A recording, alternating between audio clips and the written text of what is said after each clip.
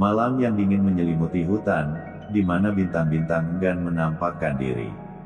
Di antara bayang pepohonan yang gelap, kami tersesat bukan hanya dalam hutan, tapi juga dalam takdir yang tak terduga. Udara yang menggigit memaksa hati untuk bicara, memeluk keheningan di tengah alam yang diam.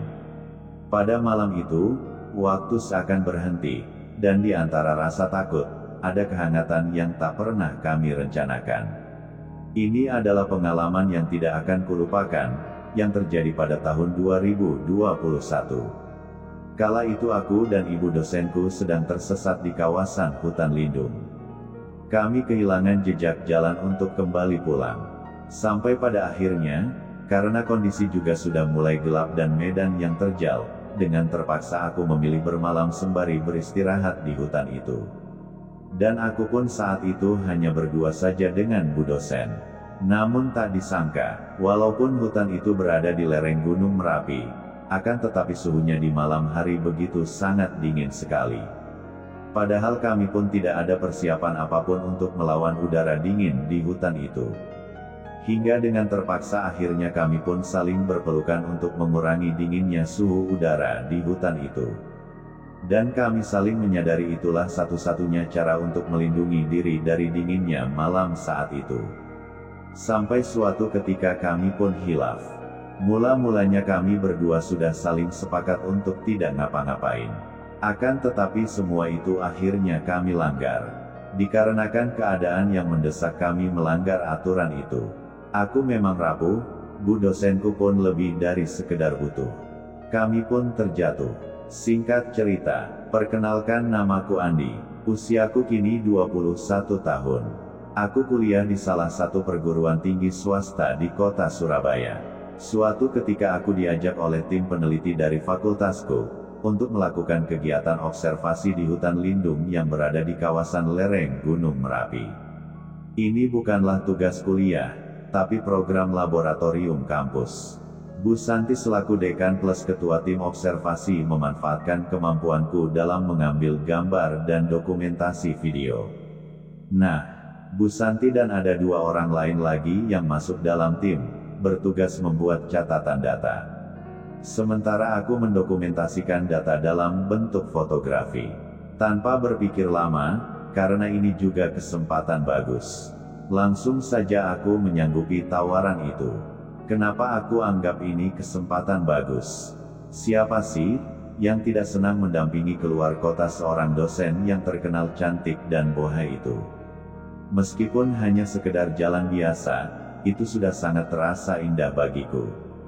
Bukankah, bisa berdekatan dengan Bu Santi menjadi hal yang istimewa bagi kalangan mahasiswa di kampusku?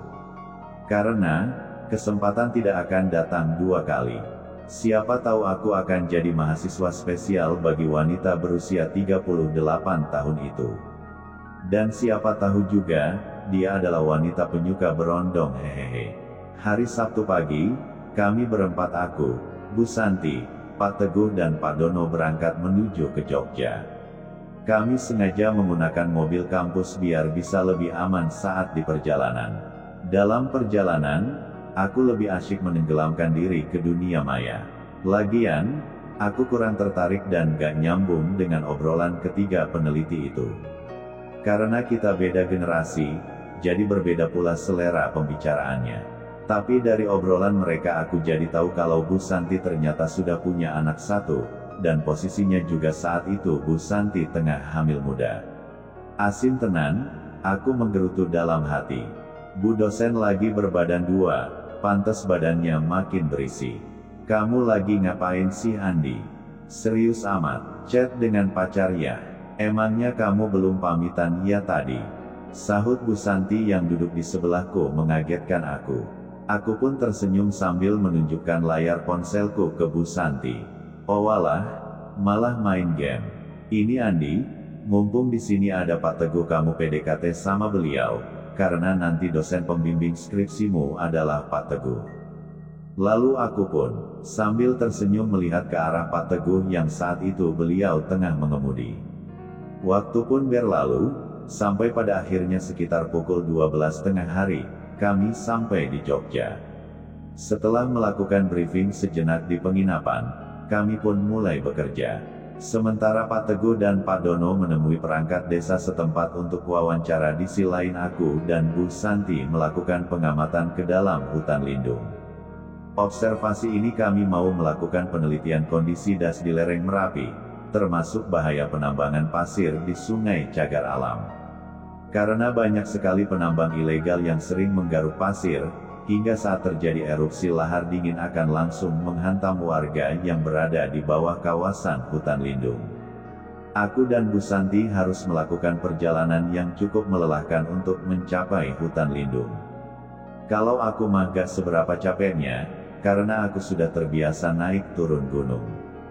Tapi di satu kulihat Bu Santi nampak kepayahan sekali dalam perjalanan karena fisiknya yang lemah dan beliau juga dalam keadaan berbadan dua juga. Meskipun demikian, Bu Santi itu terus berjalan sambil mencatat segala sesuatu yang dipandangnya untuk dijadikan data. Sedangkan aku sendiri selalu siagakan tustel di tangan, jika sewaktu-waktu Bu Santi nyuruh aku ambil foto atau video baru aku laksanakan. Pada akhirnya, setelah melewati hutan yang lebat, kami pun sampai di aliran sungai besar dan sungai tanpa air, yang ada hanya bebatuan dan pasir. Aku langsung sibuk motret sana-sini, Bu Santi lagi sibuk mengamati objek-objek yang hendak dijadikan data penelitian. Di saat sedang serius, tiba-tiba Bu Santi yang posisinya di belakangku histeris. Sontak dengan spontan aku memutar kepala. Tapi sebelum kepala berputar penuh, Bu Santi langsung mendekapku kuat sekali. Beliau nampak sangat ketakutan. "Ada apa, Bu?" tanyaku di antara rasa kaget. "Ada ular, Andi." Bu Santi sudah melepas pelukan tapi tangannya masih mencengkram kuat tanganku. Matanya melotot melihat ke arah batu hitam besar di depannya. Pandanganku juga mengarah ke sana, namun aku tak melihat apa-apa di sana. Tadi ada di balik batu besar itu, jelasnya. Aku melangkah mendekati batu yang dimaksud. Tapi tetap saja, gak ada ular di situ. Barangkali memang ada, tapi sudah pergi mendengar jeritan Bu Santi. Rupanya Bu Santi benar-benar ketakutan. Setelahnya beliau mengajakku menyudahi kerjaan, walaupun sebenarnya belum selesai. Katanya mau dilanjutkan besok pagi. Untuk kembali ke desa, kami harus masuk lagi ke hutan. Keadaan Bu Santi sudah tak seperti pas mau turun ke sungai tadi. Saat itu nampak kepayahan. Selain badan memang sudah terasa capek. Keadaan medan di situ juga menanjak tinggi. "Aku capek banget, Andi, kayaknya dah gak kuat." Keluhannya dengan nafas yang terdengar sudah ngos-ngosan. "Kita akan istirahat, Bu, tapi bukan di sini. Di atas sana ada gubuk," timpalku sambil memegang kuat tangan Bu Santi, karena khawatir kalau beliau terjatuh. Melihat keadaan itu, aku masukkan tustel ke dalam tasku. Lalu aku fokus membimbing Bu Santi untuk berjalan. "Masih jauh ya?" tanya Bu Santi. "Dikit lagi, Bu," jawabku. Padahal sebenarnya dalam hatiku ini ragu, karena aku juga lupa letak gubuknya di mana. Yang kuingat tadi pagi, waktu berangkat turun menuju sungai, aku sempat melihat gubuk itu. Kami pun terus berjalan memasuki hutan, akan tetapi gubuk juga belum nampak. Sementara hari juga sudah mulai gelap. Tangan Bu Santi yang tadi memegang lenganku kini malah melingkar di pinggangku. Sungguh aneh sekali. Gubuk yang sedang kami cari seperti hilang. Padahal waktu berangkat tadi, aku dan Bu Santi juga sama-sama melihat kalau ada gubuk itu. Malahan sudah berencana mau istirahat di situ, tapi gak jadi karena belum capek. "Apakah kami salah jalan ya?" kataku dalam hati. "Kayaknya kita lewat jalan yang bedalah, Andi," kata Bu Santi. Beliau mengajakku berhenti sejenak sekedar mengatur nafas. "Saya juga curiga, Bu.